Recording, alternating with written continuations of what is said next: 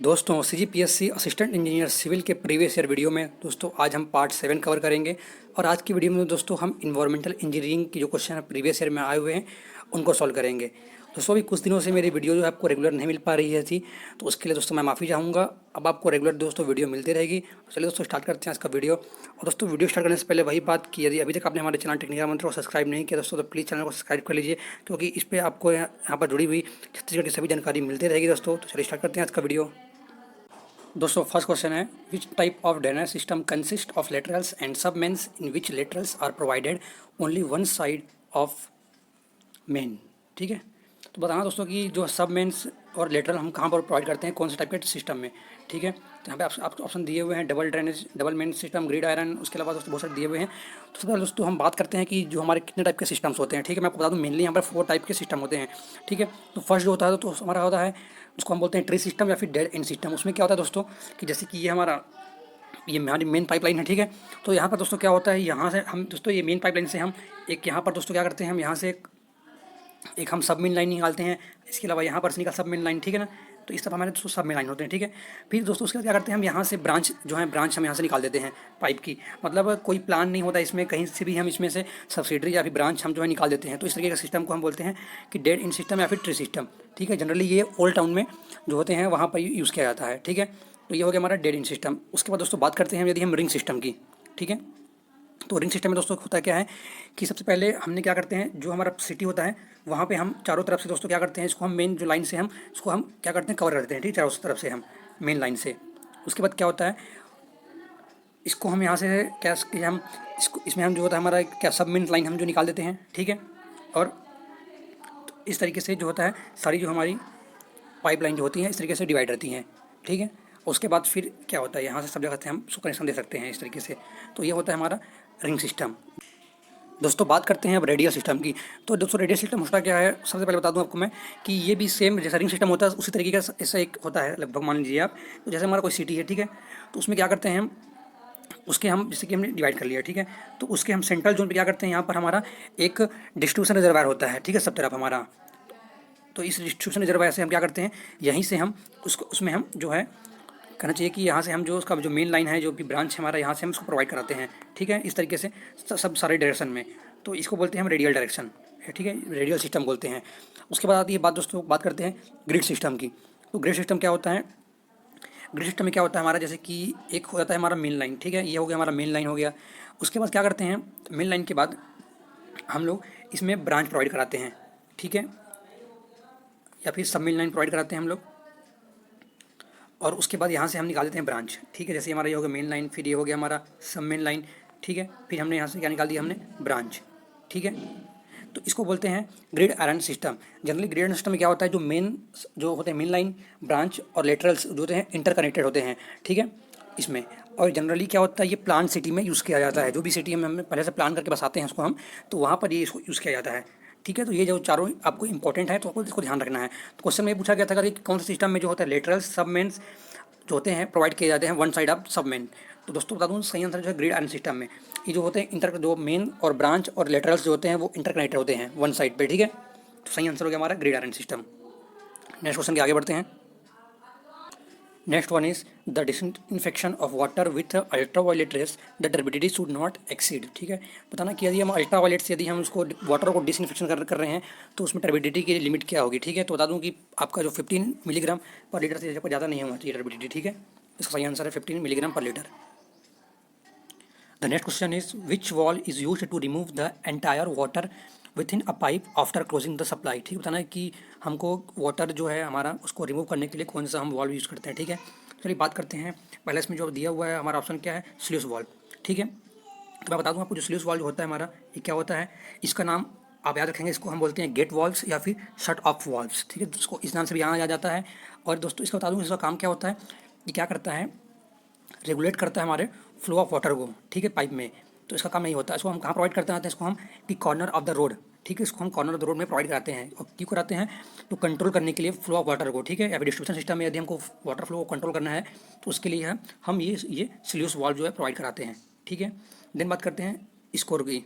ठीक है, तो इसका नाम क्या होता है, इसका एक और नाम है, स्कोर वॉल्व को बोलते हैं हम लोग ब्लो ऑफ वॉल्व या फिर ड्रेन वॉल्व। ठीक है, तो मेनली इसका जो काम होता है वो क्या होता है हमारा, कि आउट वाल्व होते हैं, ठीक है। इसका मतलब यही होता है कि जितने भी हमारे जो चीज़ें हैं रिमूव सैंड सिल्ट को रिमूव करने के लिए, ठीक है, इस तरीके की चीज़ों को मतलब बाहर निकालने के लिए, कोई भी हमारे जो इंटायर वाटर है उसको वॉश आउट करने के लिए इसको हम यूज़ करते हैं, ठीक है। तो मेनली जितना भी हमारा वॉश आउट वाला काम होता है सब किस में होता है, हमारा स्कोर वाल्व से, ठीक है। इसको ध्यान रखेंगे आप किस लिए, वॉश आउट के लिए, ठीक है। देन बात करते हैं हम रिफ्लक्स वाल्व की, ठीक है। तो रिफ्लक्स वाल्व क्या होता है, इसको हम चेक वाल्व बोलते हैं या फिर नॉन रिटर्निंग वाल्व, ठीक है। तो ये क्या करता है, allow the water to flow in one direction only, ठीक है। केवल वाटर को एक डायरेक्शन दूसरा करने में बस फ्लो कराता है। जैसे कि हमारा पंप से, जैसे कभी हमारा पानी आपने सुना होगा कि वापस आ जाता है हमारा, ठीक है, पाइप डूबा होता है, तो उसी से बचने के लिए हम लोग रिफ्लक्स वाल्व यूज़ करते हैं। तो ये क्या है, पानी को बैक फ्लो मतलब करने से रोकता है, ठीक है। तो ये होता है हमारा रिफ्लक्स वाल्व। उसका बात करते हैं एयर वाल्व। तो एयर वाल्व कॉमन सी बात है, एयर वाल्व पता होगा आपको करके कि हमारे एक पाइप से यदि एयर निकालने के लिए हम लोग क्या करते हैं, एयर वाल्व यूज़ करते हैं, ठीक है। जो क्या करता है, एक्यूमुलेट ऑफ एयर, ठीक है, बैकवर्ड प्रेशर क्रिएट करता है, जिससे जो क्या होता है हमारा ब्लॉकेज पाइप नहीं होने देता है। पाइप में जो हमारा ब्लॉकेज हो जाता है कभी कभी एयर नहीं होने के कारण, तो वो इससे बचता है, ठीक है। Then pressure release. तो प्रेशर रिलीज पाइप क्या होता है, ये जो हमारा होता है क्या करता है, पाइप से जो प्रेशर है उसको रिमूव करता है, ठीक है, और वाटर फ्लो के लिए प्रेशर जो है क्रिएट करता है, ठीक है। तो जो क्वेश्चन पूछा गया था हमारा कि रिमूव एंटायर वाटर, ठीक है, तो कहाँ से करते हैं हम लोग रिमूव एंटायर वाटर से, तो होता है हमारा जो स्कोर जो हमारा होता है वॉल्व, यहीं से हमारा जो है वॉश आउट होता है, ठीक, कोई भी चीज़ें। सही आंसर हो गया हमारा स्कोर वॉल्व, ठीक है। नेक्स्ट क्वेश्चन आगे बढ़ते हैं।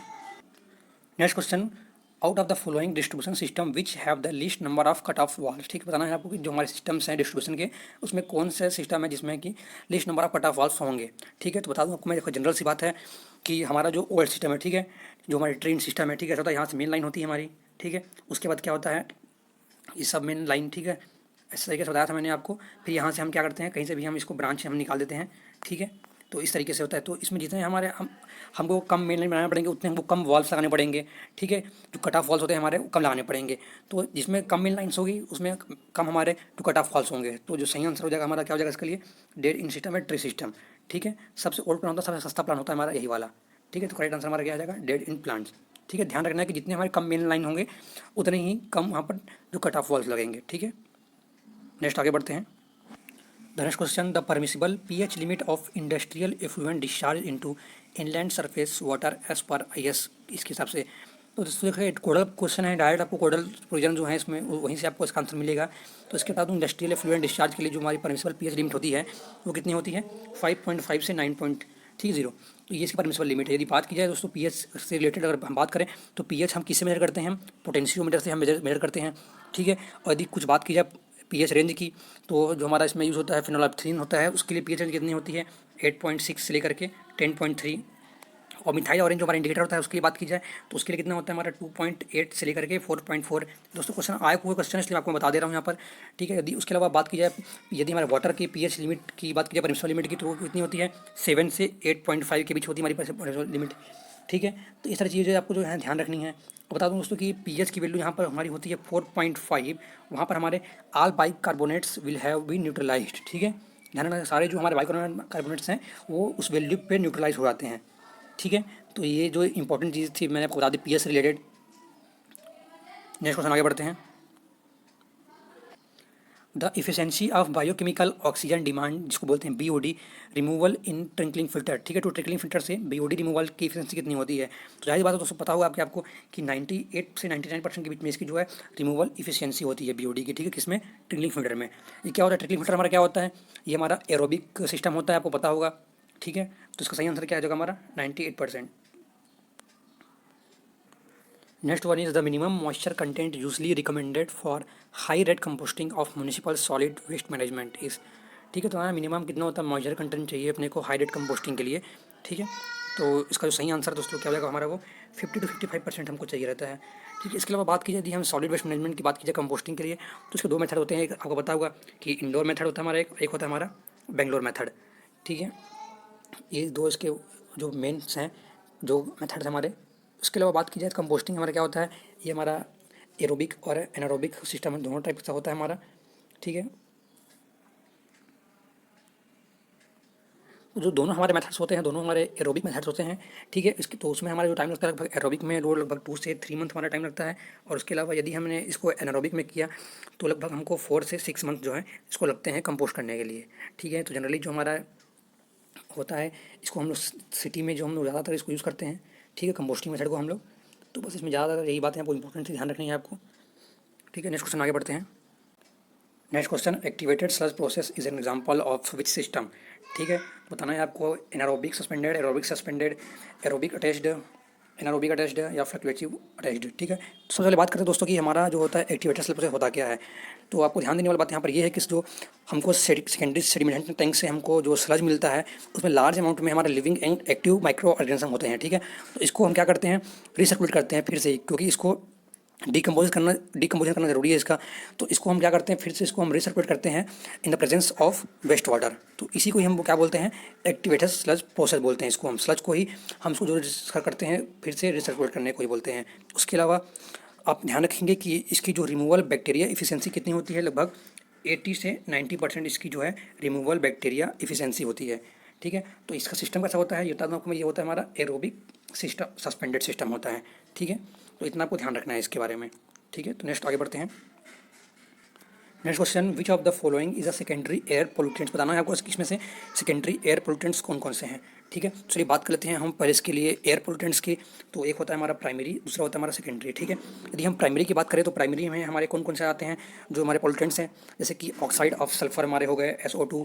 ठीक है, SO3 ये हमारे हो गए oxide of sulphur. Oxides of carbon की बात की जाए तो कार्बन मोनोऑक्साइड, कार्बन डाइऑक्साइड। ठीक है, ये सब हमारे हो गए। उसके अलावा बात की जाए यदि नाइट्रोजन के ऑक्साइड की, तो क्या हो जाएगा हमारा नाइट्रोजन डाइऑक्साइड्स हो जाएंगे। उसके अलावा जो हमारा जो लेड हो गया, ये सब प्राइमरी में आते हैं। हमारा हाइड्रोकार्बन्स हो गए जैसे कि, और ये हमारा हो गया हमारा H2S हाइड्रोजन सल्फाइड। उसके अलावा मिथाइल, एथाइल, ये सारे जो हमारे हो गए क्या हो गए, प्राइमरी हम में हमारे आते हैं, प्राइमरी पोल्यूटेंट्स में आते हैं। उसके बाद करते हैं हम सेकेंडरी पोल्यूटेंट्स की। ठीक है, तो सेकेंडरी पोल्यूटेंट्स की बात करते हैं अगर, तो चलिए बता दूँ उसमें क्या क्या आते हैं हमारे। तो ये हमारा जो हो गया हमारा H2SO4। ठीक है, सल्फ्यूरिक एसिड बोलते हैं जिसको हम लोग। उसके अलावा बात की जाए तो ये हमारा ओजोन, फॉर्मेल्डिहाइड। ठीक है, उसके अलावा पैन आप जानते होंगे, परॉक्सी एसिटिलीन नाइट्रेट। ठीक है, ये जो हमारे हो गए, ये सब किस में आते हैं, हमारे सेकेंडरी पोल्यूटेंट्स में आते हैं। ठीक है, फॉर्मेल्डिहाइड भी आपको बता चुका हूँ मैं आपको। तो ये हमारा सेकेंडरी, तो आप बताना ऑप्शन इसमें से, तो ये हमारा क्या हो जाएगा, सही आंसर जो हमारा हो जाएगा ओजोन। ठीक है, ओजोन क्या है हमारा, सेकेंडरी पोल्यूटेंट्स है। उसके अलावा जो सारे हमारे क्या हैं, प्राइमरी पोल्यूटेंट्स हैं। ठीक है, next question, the environment protection act come into effect in the year. तो बताना आपको कब बना था ये वाला हमारा जो है एक्ट, इन्वायरमेंट प्रोटेक्शन एक्ट। तो ये बना था हमारा 1986 में। ठीक है, तो सही आंसर हमारा है 1986। The next question is the maximum allowable concentration of fluoride in drinking water. बताना है आपको मैक्सिमम अलाउेबल कितना है फ्लोराइड की लिमिट्स। ठीक है, ड्रिंकिंग वाटर में। तो फ्लोराइड बहुत ही घातक होता है, आपको पता होगा करके। इसके लिए इसकी जो लिमिट से ज़्यादा नहीं होनी चाहिए। तो इसकी जो मैक्सिमम जो लिमिट है इसकी कितनी है, 1.5 मिलीग्राम पर लीटर। ठीक है, और यदि फ्लोराइड के बारे में बात की जाए तो इसके बारे में कुछ इंपॉर्टेंट बातें बता दूँ आपको मैं, कि इससे ये क्या, फ्लोरीन जो हमारा फ्लोराइड होता है ये हमको किससे प्रिवेंट करता है, तो ये हमारी डेंटल कैविटीज से हमको क्या करता है, प्रिवेंट करता है। ठीक है, प्रिवेंट करता है डेंटल कैविटी से, ये ध्यान रखेंगे आप। उसके अलावा बात कर दूं करके, इससे जो कौन से यदि इसकी जो लिमिट से ज़्यादा हो जाए तो उससे क्या बीमारी हो सकती है अपने आपको, तो डिकोलरेशन ऑफ टीथ या फिर मोल्टिंग ऑफ टीथ। ठीक है, ये सारी चीज़ें होती हैं हमको, मैंने यानी कि आपके जो दांत टूटने लगेंगे और उनमें जो पीलापन धब्बा पड़ने लगेगा। ठीक है, फ्लोराइड से यदि ज़्यादा हो जाते हैं तो इस बीमारी को हम क्या बोलते हैं, फ्लोरोसिस बोलते हैं इसको। ठीक है, ध्यान रखना है आपको, इसको हम बोलते हैं फ्लोरोसिस। और यदि इसकी जो लिमिट्स हैं वो ग्रेटर देन हो जाएगी, यदि 5 मिलीग्राम पर लीटर से ज़्यादा हो गई अगर, तो क्या होगा, जो है इससे जो बीमारी होगी वो क्या होगी, बोन फ्लोरोसिस। ठीक है, तो ये आपको थोड़ा सा ध्यान रखना है, ये सारी चीज़ इंपॉर्टेंट बातें। ठीक है, तो दोस्तों आज की वीडियो में हमने पूरे क्वेश्चन कवर कर लिए हैं इन्वायरमेंट्स के। दोस्तों वीडियो अच्छा लगा तो दोस्तों वीडियो को लाइक करिएगा, शेयर करिएगा और कमेंट करिएगा, कोई डाउट होगा।